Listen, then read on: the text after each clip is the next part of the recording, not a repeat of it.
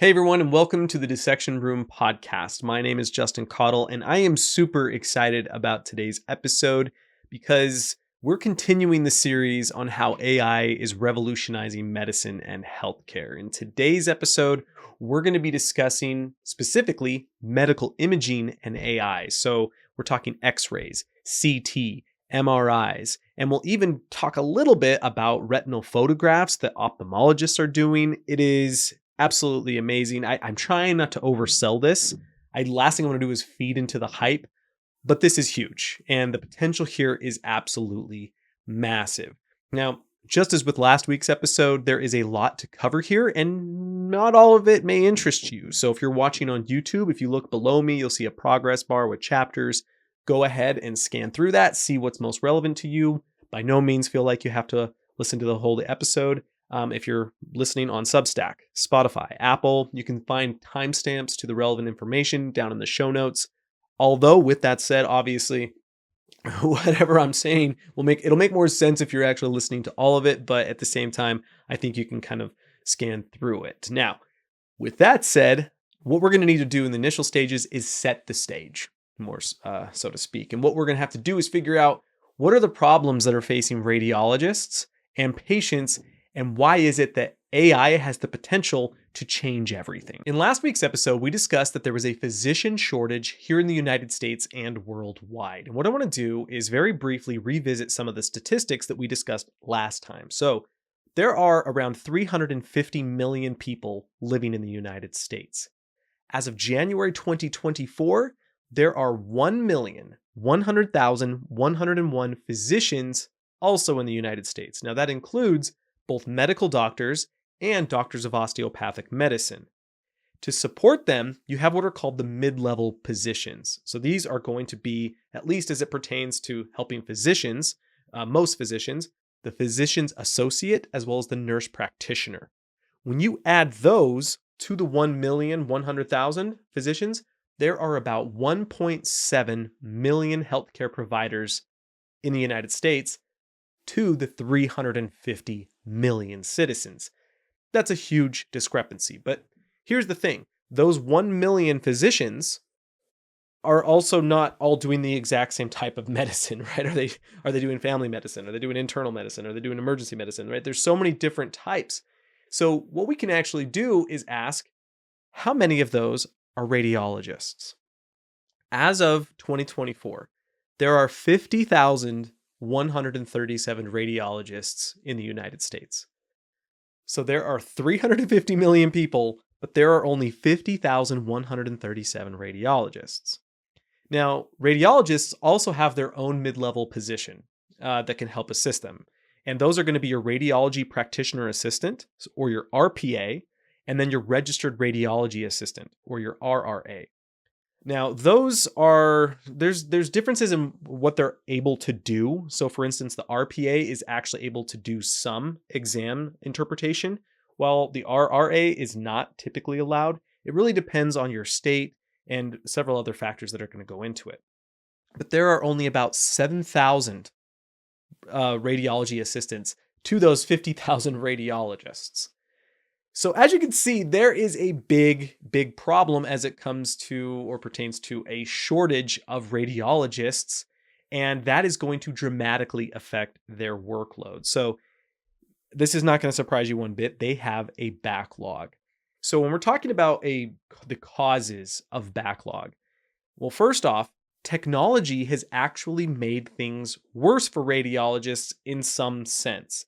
So we are better equipped to perform diagnostic tests, and what that means, we can find more subtle abnormalities. What that means is that we can look for more stuff, so there's now more stuff for radiologists to observe. You also have an aging population. People are getting older. Physicians are getting older. So that means of those 50,000 radiologists, some of them are aging out and are going to be retiring. So that's actually going to be dropping the number. But you also have an aging population of people. And as we have a larger amount of people getting older, that means they're going to require more observations. They're going to need more medical exams and medical imaging to try and determine what is going on with their bodies as they are aging. You also have a growing prevalence of chronic disease. Just chronic disease on the whole are on the rise, and that means there's going to need to be more testing for that. You also, this one's going to surprise you, cancer survival is increasing. It's trending upward. People are surviving cancer, and what that means is they're going to require more medical imaging and exams to make sure the cancer isn't coming back, or that if it's retreating, it's continuing to retreating. So I know this sounds crazy, but obviously that's not a bad thing, but I'm just saying as people are actually surviving from cancer, that is going to further increase the workload of radiologists. And then the last one affects all physicians everywhere is COVID burnout. COVID has been hard on everyone, and radiologists are not immune from that. So the question is probably you're asking is, how behind are they? So this is globally. If you were to look at it from 7 days, so most radiology facilities, or I shouldn't even say facilities, but radiologists that are operating within, say, hospitals, maybe their private practice, this is, again, globally speaking, they're about 7 days behind. 17% of facilities are 7 days behind in brain and head CT scans. 18% of facilities are behind on chest CT. 22% of facilities are behind on chest x-ray. This is 7 days behind, so they're a week behind. Is that the end of the world for some of these scans? For some of the patients, not so much. But for others, that actually can be quite significant. So then the other thing I want to discuss is what is the average radiologist work week like? And this is absolutely crazy.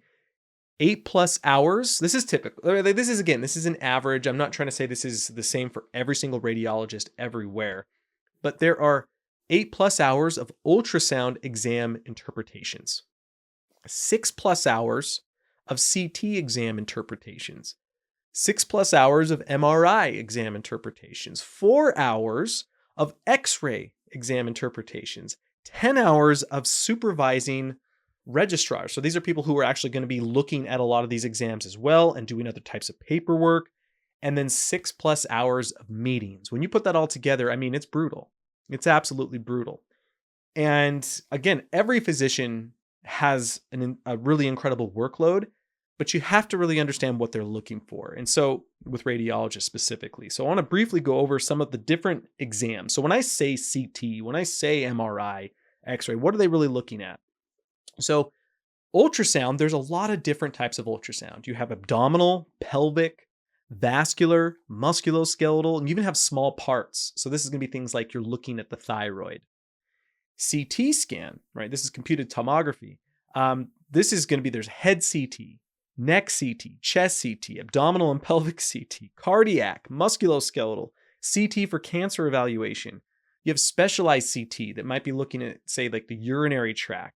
There's even pediatric CT because children are going to be different and you have to have a specialized eye, and there's specialized protocols that go into evaluating those exams. When it comes to MRI, you have brain, spine, musculoskeletal, abdominal and pelvic, breast, cardiac, vascular, prostate, pediatric MRIs to look over. When it comes to X-rays, you have chest, abdominal, bone, skull, pelvic, dental, pediatric. There is so many different types of exams that they have to look at.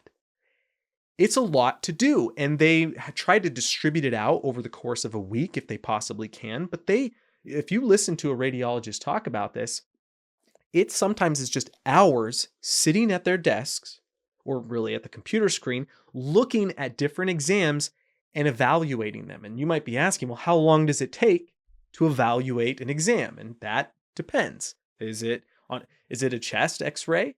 Is it a brain CT? There's nuances to this, including with the patient. But if we were to just kind of like, I guess, give you some basic numbers to work with, it can take, for some exams, a few seconds.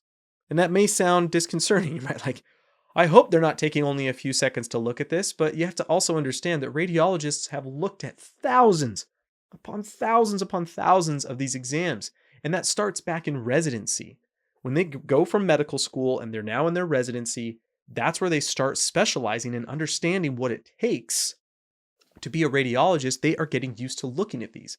No different than anyone else in their job. You get used to things, you get used to how they look, and you know what to look for. And especially if there's nothing concerning, then maybe it's not going to take that long. But it can take anywhere from a few seconds all the way up to a half an hour or more. It really depends.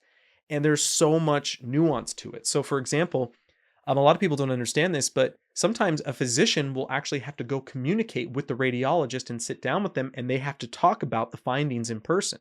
And what can happen is a radiologist may have thought, oh, this mass or what I'm looking at right here is one thing. And then the physician gives them some background information on the patient that changes the diagnosis. And so what that then tells you is there's a lot of subtlety and nuances to this. This is not as simple as just looking at it and being like, oh, I spot this, I spot that, therefore this, therefore that. Surprise, surprise, radiologists are very highly trained individuals, and it takes a very critical eye and knowledgeable eye on human anatomy as it is viewed through x-rays, through CT, through MRI, the different types of MRI on top of that, because you have like functional magnetic resonance imaging too. It is absolutely incredible, everything they have to be able to do. And so the question really is, what can we do? What do we do to fix this? And there's a few things we can do. And the obvious one is, well, we need more radiologists. 50,000 is not a lot. So we just need more of them. Well, how do you get more? You have to recruit at med school, essentially. You have to go to med schools and say, hey, look how cool and exciting and great it is to be a radiologist.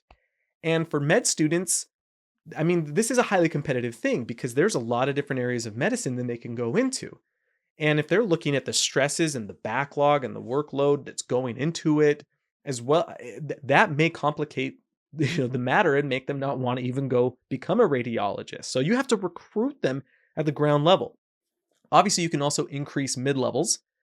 So again, if we were to go back to what the mid-level is doing, so like the RPA and the RRA, some of them, so the RPA can look at some exams, but not every exam, and they always are going to need to be supervised by a radiologist.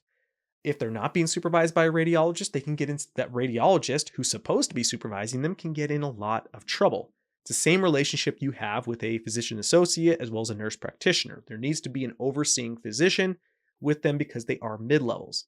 Now you can increase the mid-levels, but that's not going to dramatically shift the needle and move the needle in terms of improving the life of the radiologist. It's going to help them in some instances, but not in others because there's always a backlog of data. There's always more medical exams to look at. So while you're helping patients by increasing the mid-levels, you're not necessarily helping the radiologists in all instances. Now, this may vary depending on where they're practicing medicine. If you're in, say, rural Nebraska, that might be different than, say, if you're in New York City. You see, there's going to be nuance to where you're at in the hospital or the private practice or the clinic, wherever you're working, there's going to be nuances to it. And the next one is just being improvements to workflow. And that's something that mid-levels can help with, but improvements to workflow, and we're going to discuss this as when it pertains to AI, that's just essentially from the moment that a physician is going to, request an exam to be made for that medical image to be conducted and made and evaluated. From that point all the way to the point where the radiologist makes the diagnosis, there's a whole lot of steps, there's a whole lot of things that happen, and then including notes that need to be made afterwards. That's all workflow. And if you can help with workflow, again, that is also going to help and assist patients. It's going to be able to push through that patient load. It can also help with some of the tedious nature of the job itself of being a radiologist. But again, this is not going to just it's not like it's going to change everything for the radiologist and for their mid-levels. It's definitely helpful. It's something that we're going to see many different companies are working at, but it's not going to be the biggest factor. And then the other thing, and this is what I'm most excited about to talk about, is artificial intelligence and everything that AI is going to do or can do for radiology. Now, in order to properly understand artificial intelligence and its impact with medical devices and just radiology as a whole, we need to understand the relationship that medical device companies and startups have with the FDA. This is one of the biggest hurdles they have to overcome. And When I was working at the Institute of Human Anatomy, I got to work very closely with multiple medical device companies. I got to sit in on didactics, get to know the people who are running these, and have conversations about, what do you struggle with? And so there's an important difference that needs to be cleared up here, as in there's a difference between FDA clearance, FDA approval, and being FDA granted. So if something is FDA cleared, that does not necessarily make it FDA approved. In fact, it doesn't. So there are essentially three class systems. Class 1 and 2 is what's called FDA cleared. Class 3 is FDA approved. But there's also what's known as FDA granted, and this is for what's known as de novo classification. If something is brand new, let's say you have a brand new technology that you can't really say it builds off of some other pre-existing tech, then you would get a de novo classification. You would become FDA granted. And once that happens, you move into a class 1 or class 2. So how the classification system works is basically how risky is it for the patient? If it's low risk or medium risk, that is class 1 or class 2. If it's high risk, that is going to be class 3 and needs FDA approval. And the timelines on these can take different amounts. So, and I have it right here. For class 1 and class 2, that can take 3 to 6 months or possibly even more for a medical device, which includes any kind of AI that is going to be for, say, like from a startup or anything. If they are viewed as class 1 or class 2, it could take 3 to 6 months or more for them to be approved. For class 3, you're going to have to go through much more. You're going to have to go through what's called pre-market approval, and this can take up to a year or more, and this is for high risk. So this is, if you're talking about, if we're getting to this point where we're saying, can AI replace radiologists? You're going to need, without question, to be FDA approved, because this is about as high risk as it possibly gets. Now, I personally don't think they're going to be replacing radiologists anytime soon, and there's more beyond just FDA approval, but I'm just trying to let you understand that this is something that has to happen as well. Every single one of these startups, and there are many, many startups and companies right now in this space. When I was doing some preliminary research for this, I was finding hundreds. Some places were saying there's 150, some were saying 200-300 different startups that have funding. These are just the ones that have funding. We're talking hundreds of millions of dollars in funding that have been given to them, and this is globally. So this is a highly competitive space. People all over the world are looking to revolutionize medicine with artificial intelligence. And so there's going to be all sorts of different governmental hurdles that they all have around the world. But for here in the United States, you are going to have to become, as a medical device, FDA approved with a class 3 license. Let's now discuss what AI is doing for radiology. Now, we have to also understand that 3 things have really contributed to this massive revolution inside of AI and computer science. And that is, essentially this has been happening since 2015, 2017. And that is going to be new AI models and algorithms with new GPUs. So new hardware, you're able to compute this stuff much better, faster, stronger, just everything that goes with it. And then you also have accessibility to data. Data is everything. And this is something we are all probably somewhat familiar with, is when you're online, you can't go to a website without, it's telling you, hey, we're collecting your cookies. Data is literally everything right now. It's essentially a currency.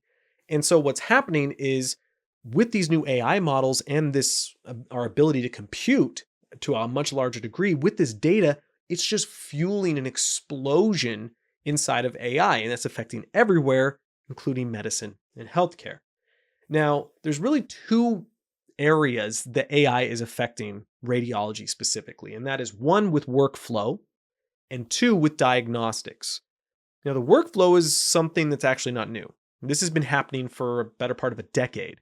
And so this is going to be, there's many different startups and companies that have been working to just help with the quality of life improvements for radiologists and their mid-levels. This is helping with paperwork and streamlining the process from the say like the MD just sending in the work order, getting the medical exam taken and interpreted, everything that goes to it outside of diagnostics.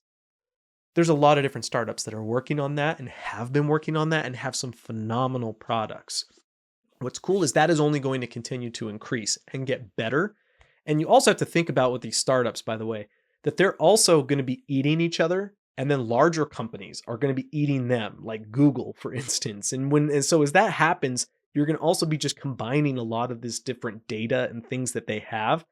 And it's going to improve this to even a larger degree. I know that's kind of scary in some instances because you're always scared about monopolies. We want diversity and competition. But you also have to understand that there is an ethical and moral imperative to this. If you can start combining companies in certain ways, it makes sense. And again, this is not like forced combination. It's not like the government is just taking over or anything like that. That can help improve the lives of patients as well. So this is not necessarily a bad thing. But workflow improvements are amazing and huge. There's so much that goes into that, including just like we're talking apps where a radiologist has an access to an app, physicians have access to apps, improving just our understanding of like electronic healthcare records. There's so much that is happening in this space, and it's really exciting. But from an FDA perspective, workflow stuff is more like class 1 or class 2. This is like getting FDA cleared because there's really low risk to the patients with that. Now, as I just mentioned, data is everything, but I do want to talk about some of the struggles that go along with medical data as it pertains even to these AI companies working with workflow improvements, for example. So you have to understand that patient data is personal and private. Hospitals, healthcare networks, they're not just giving out patient data because for two reasons. Again, HIPAA is a big one. I'm not exactly familiar with other kind of regulating agencies and ethical frameworks outside of the United States, but you can't violate HIPAA. These are personal and private records. You can't just give them out to different companies just because they're looking to improve things.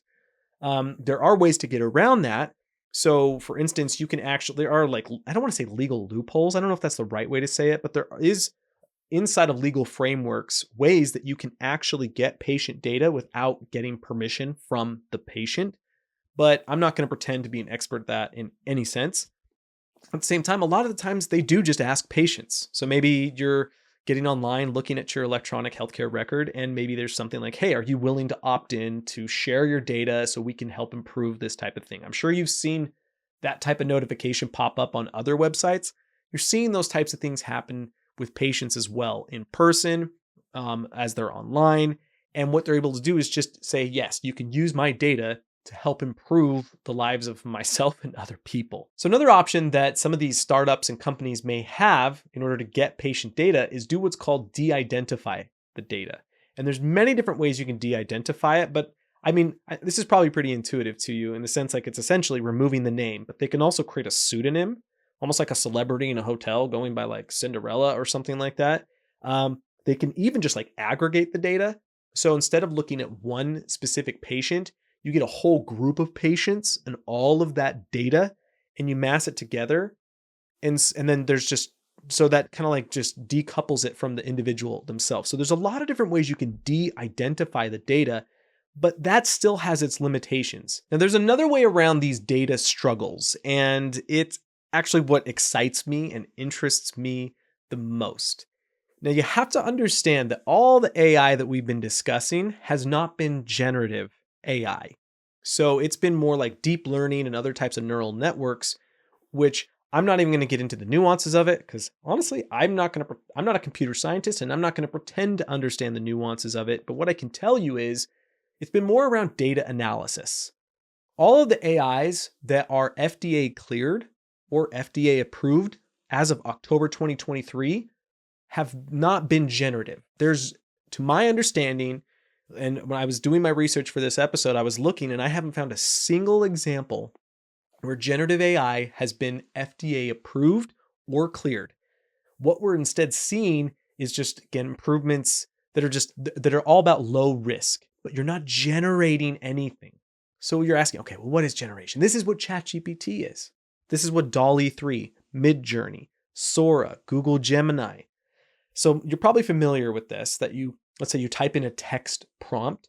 Well, then what you get out on the other side is like an image, a sound, a video, maybe more text. You are generating something from an input.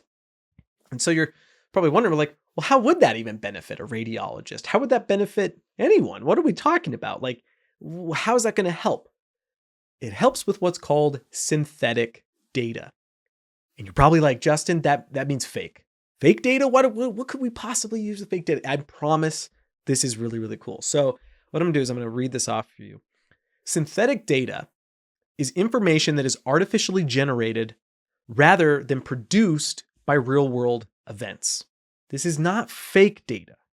It's not like it's randomly created. It is generated from already existing data. So picture this. You have thousands of, say, chest x-rays, just thousands, maybe millions of chest x-rays that you have been able to get from real-world patients, right? All of this is approved. It's HIPAA. It doesn't violate HIPAA in any way. And you train a generative AI model on those. And then what you're able to do is then have them generate never before seen chest x-rays. And you're like, why is that important? Well, I want you to think about this. Synthetic data is used when you have data that is either difficult or impossible to come by in some instances. So a real good example of this outside of medicine is traffic data. So we've all probably heard that companies like Tesla, Waymo are trying to get autonomous self-driving to be this thing. Well, what's happening is you have cameras, say like on a Tesla, that are observing all of the different scenarios that drivers are encountering, and that is feeding back to Tesla, and they are using that to train AI models so that they can better navigate the roads. But here's the kicker. Some things just aren't very common. And they're also very dangerous to train on. So like someone running in front of your car in a very unique way, that's not something that happens all the time, but we know will happen. And it's not as though you're not going to feel comfortable and ethically right with training that with a real person. Like, hey, what I want you to do is I want you to run in front of this car and hopefully not get hit. We can't do that. There are all sorts of situations on the road that we cannot replicate and are not common enough that we have enough training data to properly train these models. So one option is to take the available data we have and generate through prompting. Imagine this, like you type in a prompt, you're like, like 8-year-old boy loses basketball in front of the car. And then you train the model on that and you add all these different nuances and subtleties. That is how you can actually train an AI for things that we just don't really engage much. The other thing is it's information that you can use as synthetic data for information that is sensitive or private. So it's not just medical data, right? You also have financial data, student data, customer data. Again, data is currency. Data is precious. Sometimes it's so precious that even if you work inside of a company, they're not going to give you access or free access to all the data, even if you're a data analyst. This stuff is very, very private, very, very sensitive. So what you can do is generate your own, right? So if you're able to say, like, for financial data, like bank statements and things of that nature, what you can do is get enough of them that are real to train an AI to generate others that you can then train it on. This is the value of synthetic data. And that's exactly what is happening with medical data. And the important thing to understand here is it's also depends on the type of data, is cheap. So for instance, if you're trying to generate financial data, it's just numbers, it's just text. That's very, very, very cheap to do. But if you're trying to train, if you're trying to generate, traffic data, that is obviously going to be more expensive. It requires more compute. So it really depends on the source of the data, but oftentimes you have to also think about it. How else do you get this data from real world customers? You have to build the company.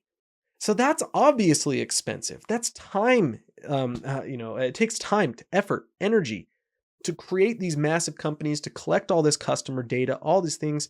So that's how these things can be expensive. So even for expensive data generation, it's typically cheaper than it would be then to start the company and do everything from the ground up.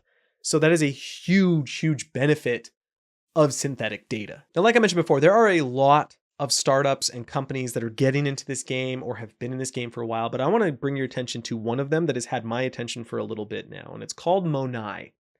MONAI stands for Medical Open Network for Artificial Intelligence. This was co-created and co-founded by NVIDIA. They're the ones who actually make the GPUs that are fueling this insane AI revolution, but also King's College London. This is an open source project, and it is entirely focused on medical imaging. So I'm going to read this for you. It creates large synthetic data sets for training generalizable AI models that can learn from evolving patient data while preserving patient privacy. This is exactly what we've been talking about, right? But picture this.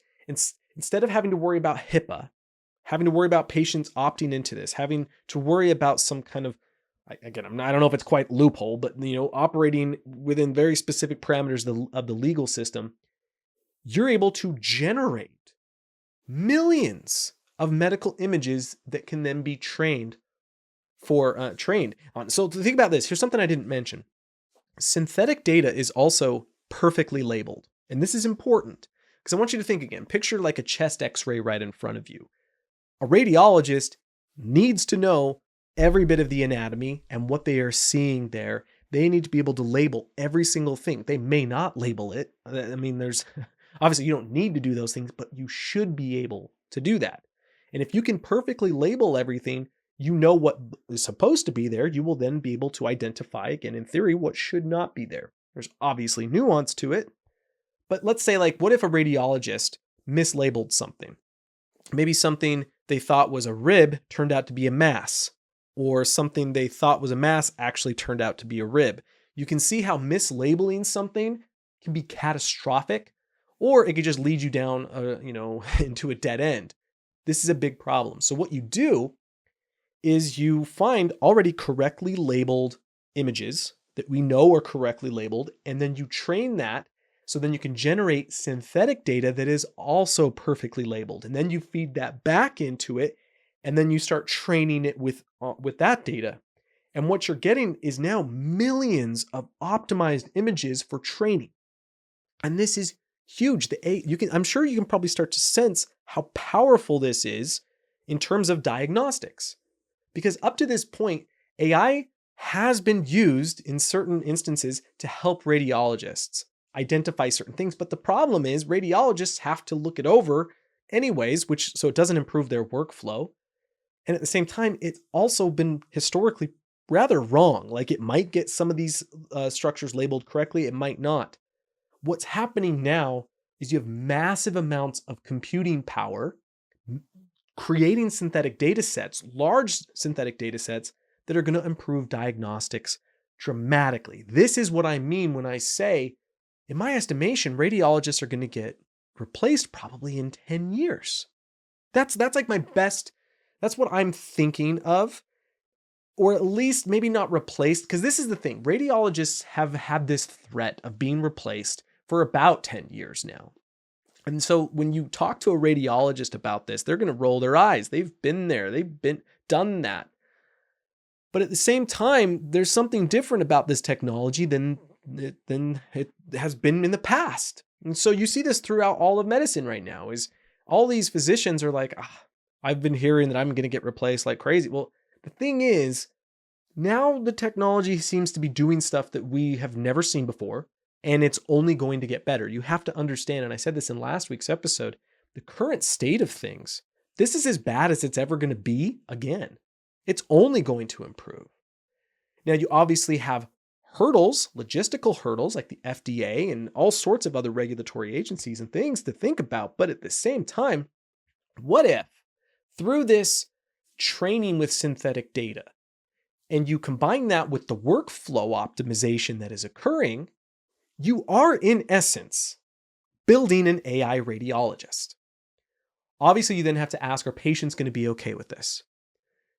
I think at first, no one's going to be okay with it. We're going to be like, no, I want a human. And we need a human. And I also agree we need humans. I am not advocating for replacing radiologists. I'm just trying to follow this train of thought and the logic of it to its natural conclusion. And when you ask yourself, okay, what happens when these AI models are diagnosing with 99% accuracy. That's much better than a radiologist. And if it's doing that consistently, then we have a moral and ethical imperative to start shifting towards that. There's going to be resistance. There's going to be all sorts of problems with this. I'm not trying to claim that this will be comfortable. I'm just saying it's going to happen and we need to start preparing ourselves for that. This to me, it's like, obviously mid-levels are going to get replaced first. That's just the natural way of this. I see that just making the most sense. What's going to happen is over the next few years, as this is really going to start rolling out, it's going to start making its way for the mid-levels. So your radiology assistants are going to first have a collaborator, and then over time, that's going to start to replace them. Because imagine this, you have the world's best trained radiologist who can do all of your tedious paperwork and optimize your workflow, can diagnose with 99% accuracy. You're first going to have them working with the assistants, but over time, it's going to work its way up. I mean, that's going to change everything. It's going to change everything for private practice. Again, if we go back to rural Nebraska, these radiologists, this is a game changer. This is an absolute game changer. And even if it's not 10 years, just ask yourself, is it 20? Eventually it's going to happen because we can see how good this is getting. And so obviously there's always things that can come out of nowhere and just stop us, full on. There could be a hurdle that no one sees. But as of right now, and this is where I'm not trying to feed into the hype. I'm just telling you what we see, given the current state of the world right now, it does not look like it's going to slow down anytime soon. So then if you ask yourself, well, where is it at right now then? Like, even if we were able to stop progress entirely, where is it at? Well, it's likely going to be good enough with everything we're training on currently to replace mid-levels within the next 5 years. Again, is it actually in practice going to replace them? That's an entirely different question, because then you have to look into like, okay, are we comfortable just outright replacing humans? Could we find some way that they work together? I guess I'm more saying like it has the capability of replacing these individuals within 5 years, within 10 years. And that's what we're really looking for. And honestly, that's going to be a good thing. It's going to be a good thing for patients. Obviously, it's not a good thing for radiologists, but it's going to be a good thing for patients. And that is where my mind is at. I never want anyone to lose a job. I never want anyone to feel that fear of losing the job. But at the same time, there's a difference here than there is with other industries. When we're talking about the film industry, there's really no moral or ethical imperative to replace a whole entire, movie or film production studio. You don't need to replace actors, to replace a director, the producer, you don't need to do that. So I can understand why there's more resistance, but here, this actually saves lives. I don't know how we aren't going to be forced to do this at some point. And so that's where I'm trying to think about. That's what I'm thinking about and what's really, really interesting me. Now, everything I've been talking about only really pertains to radiology, but there is actually other types of medical images. And a real easy example is in ophthalmology, taking pictures of the eye to varying degrees. And this is something we're going to discuss in much greater detail in a future episode. And that what we're really talking about is data analysis, image analysis, and what we can get from that with this medical data. But to give you just a brief glimpse into what is possible, AI is able to look at the back of the retina. So the retina is the photoreceptive layer in the eye that is all the way in the back. It's what contains rods and cones. Well, AI has been able to look at that and determine the sex of the individual, diabetes risk, kidney disease risk. It is not just with the retina. You can also look at ECG, which is like determining the heart's conductivity, as well as EEG, brain waves coming out of the brain. AI is monitoring these and finding things that a neurologist, a cardiologist, an ophthalmologist who have 30 years looking at the same data could never tell you. And what excites me about that is when you combine that with smart tech, say like your smart watch and smart rings that are going to be coming out. And you're starting to ask, like, what happens when we start injecting all of these types of AIs into them, and then you have them communicating with your physicians? This is where things are going to get very, very exciting for us. And no, I mean, I'm already excited, as I'm sure you can tell, and I'm only going to continue to get excited. I want to be clear here, as I'm wrapping this up, I am not excited for people to lose their jobs, and I'm not pushing for people to lose their jobs. Honestly, I want radiologists to stay around. And here's the thing, when we say replace a radiologist, I don't know if that means like literally they lose a job or as much as they just now have a collaborator. There's only 50,000 of them. But at the same time, we also have to understand that what's happening here in medicine is happening everywhere. So the threat of everyone losing their job is there. And that's why this is not a novel conversation. It's one of those things that, I guess the way I've thought about it, growing up, there was always this saying that, why becoming a doctor is always going to be a smart choice is because people are always going to be sick and they're always going to need help. What I and no one else really saw coming or anticipated was that, well, that may not be true with AI. That may not be true with robotics. That may not be true with just biotechnology. And this is not something I'm excited for people to lose their jobs or have their job description dramatically change. But when you start to look at the ripples of this is how it's going to work, like what is this going to do to radiology techs? What is this going to do to the mid-levels? What is this going to do to everyone inside of this ecosystem of radiology? I'm not pretending, I'm not clairvoyant. I don't have some crystal ball and I can't tell you exactly what's going to happen, but I can tell you some big things are going to happen because they need to happen. They must happen because there is a moral and ethical imperative. I really hope you enjoyed this episode. This is, again, we're still just scratching the surface. There's so much more to go into. Like I said, with data analysis, an episode I'm really looking forward to doing is going to be on longevity, on just like increasing lifespan and how we're optimizing for just overall health with AI. But there's I'm going to do an episode on drug advancement, drug discovery. There's so much to talk about here. It's an exciting time. It's an exciting time to be alive. Obviously, there's enormous risk with AI. I'm not trying to gloss over that and pretend like none of that exists. At the same time, though, we live in a very exciting time from a biotechnology perspective. What is occurring is just really, really cool. But there's still a long way to go with it. And I don't want to pretend as though there isn't. But still, I'm really excited. And I'm hoping that you're, at least half as excited as I am. But stay tuned for next week's episode. I haven't quite decided exactly which one it'll be on. It might be on the data analysis. That probably makes most sense to follow it up. But who knows? I might decide to discuss something else. But thanks for hanging out with me. Hopefully this made some sense to you, and my excitement, I didn't lose track of making sense. But thanks for hanging out with me, and I'll see you next time.